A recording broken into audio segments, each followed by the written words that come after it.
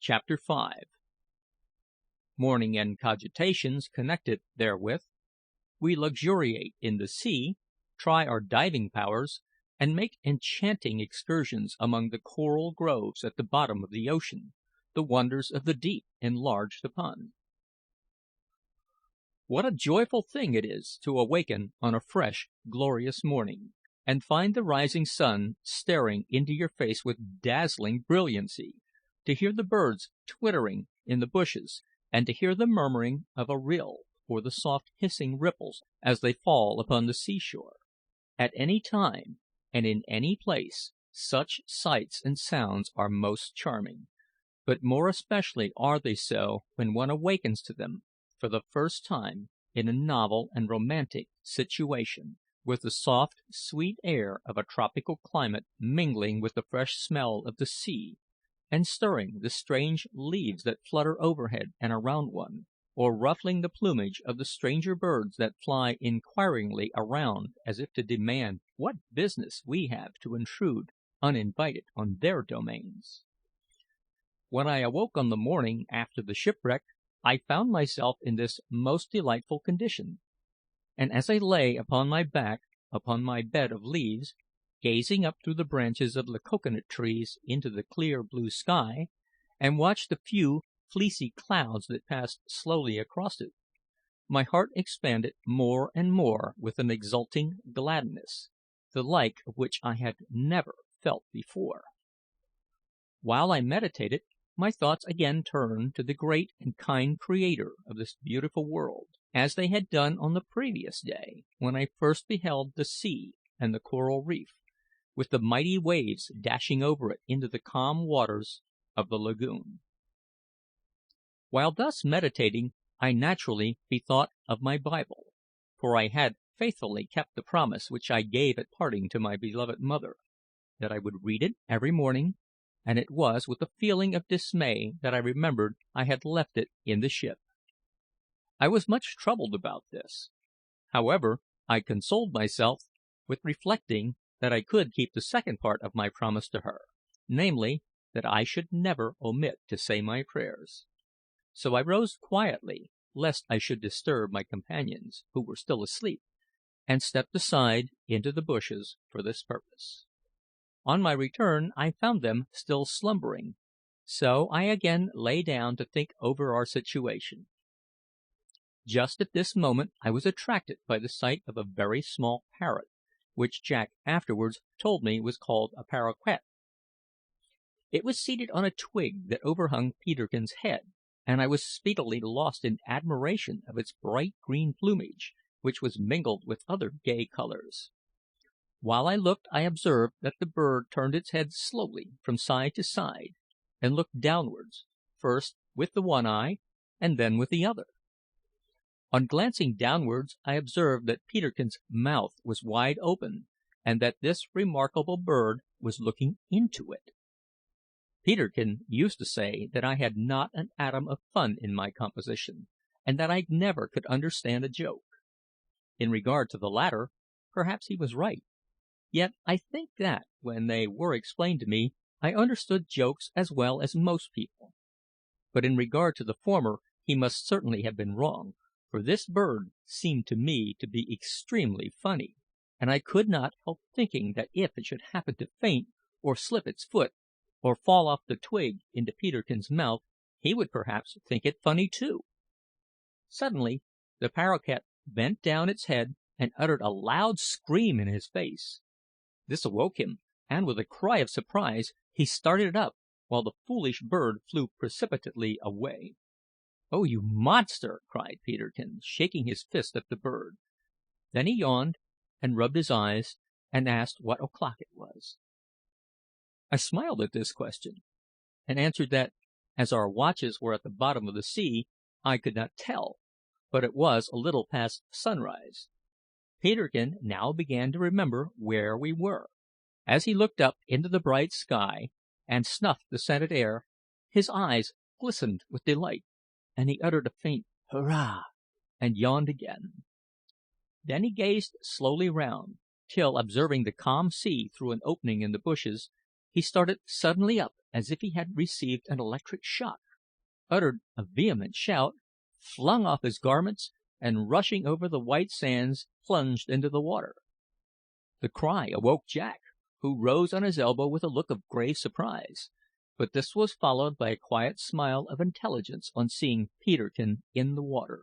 With an energy that he only gave way to in moments of excitement, Jack bounded to his feet, threw off his clothes, shook back his hair, and with a lion-like spring dashed over the sands and plunged into the sea with such force as quite to envelop Peterkin in a shower of spray. Jack was a remarkably good swimmer and diver, so that after his plunge we saw no sign of him for nearly a minute, after which he suddenly emerged, with a cry of joy, a good many yards out from the shore. My spirits were so much raised by seeing all this that I, too, hastily threw off my garments and endeavoured to imitate Jack's vigorous bound; but I was so awkward that my foot caught on a stump and I fell to the ground. Then I slipped on a stone while running over the sand, and nearly fell again, much to the amusement of Peterkin, who laughed heartily and called me a slow coach, while Jack cried out, "Come along, Ralph, and I'll help you." However, when I got into the water I managed very well, for I was really a good swimmer and diver too.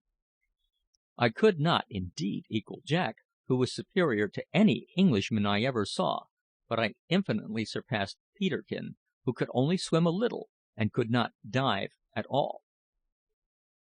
While Peterkin enjoyed himself in the shallow water and in running along the beach, Jack and I swam out into the deep water, and occasionally dived for stones. I shall never forget my surprise and delight on our first beholding the bottom of the sea.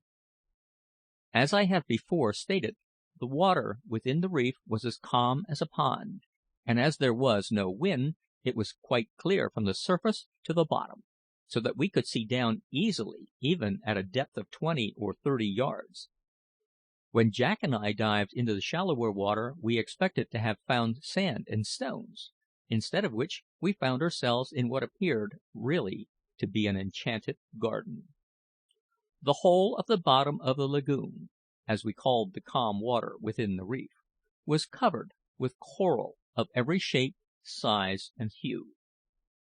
Some portions were formed like large mushrooms; others appeared like the brain of a man, having stalks or necks attached to them; but the most common kind was a species of branching coral, and some portions were of a lovely pale pink colour, others were pure white. Among this there grew large quantities of seaweed of the richest hues imaginable, and of the most graceful forms, while innumerable fishes, blue, red, yellow, green, and striped, sported in and out amongst the flower beds of this submarine garden, and did not appear to be at all afraid of our approaching them. On darting to the surface for breath after our first dive, Jack and I rose close to each other. "Did you ever in your life, Ralph, see anything so lovely?" said Jack as he flung the spray from his hair. "Never," I replied. "It appears to me like fairy realms. I can scarcely believe that we are not dreaming." "Dreaming!" cried Jack. "Do you know, Ralph, I'm half tempted to think that we really are dreaming. But if so, I am resolved to make the most of it and dream another dive. So here goes! Down again, my boy!" We took the second dive together, and kept beside each other while under water, and I was greatly surprised to find that we could keep down much longer than I ever recollect having done in our own seas at home. I believe that this was owing to the heat of the water, which was so warm that we afterwards found we could remain in it for 2 and 3 hours at a time without feeling any unpleasant effects, such as we used to experience in the sea at home. When Jack reached the bottom, he grasped the coral stems and crept along on his hands and knees, peeping under the seaweed and among the rocks. I observed him, also, picked up one of 2 large oysters and retained them in his grasp, as if he meant to take them up with him, so I also gathered a few. Suddenly he made a grasp at a fish with blue and yellow stripes on its back, and actually touched its tail, but did not catch it. At this he turned towards me, and attempted to smile; but no sooner had he done so than he sprang like an arrow to the surface, where, on following him, I found him gasping and coughing and spitting water from his mouth. In a few minutes he recovered, and we both turned to swim ashore. "I declare, Ralph," said he, "that I actually tried to laugh under water."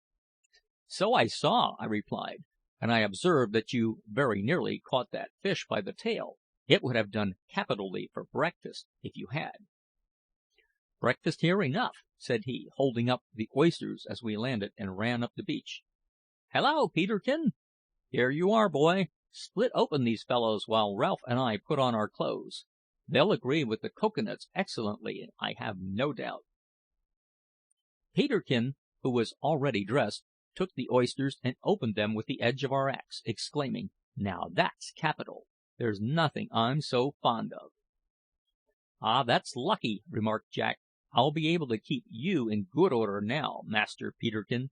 You know you can't dive any better than a cat; so, sir, whenever you behave ill, you shall have no oysters for breakfast." "I'm very glad that our prospect of breakfast is so good," said I, "for I'm very hungry." "Here, then, stop your mouth with that, Ralph," said Peterkin, holding a large oyster to my lips. I opened my mouth and swallowed it in silence, and really it was remarkably good. We now set ourselves earnestly about our preparations for spending the day. We had no difficulty with the fire this morning, as our burning glass was an admirable one, and while we roasted a few oysters and ate our cocoa nuts, we held a long, animated conversation about our plans for the future. What those plans were, and how we carried them into effect, the reader shall see hereafter. CHAPTER 5.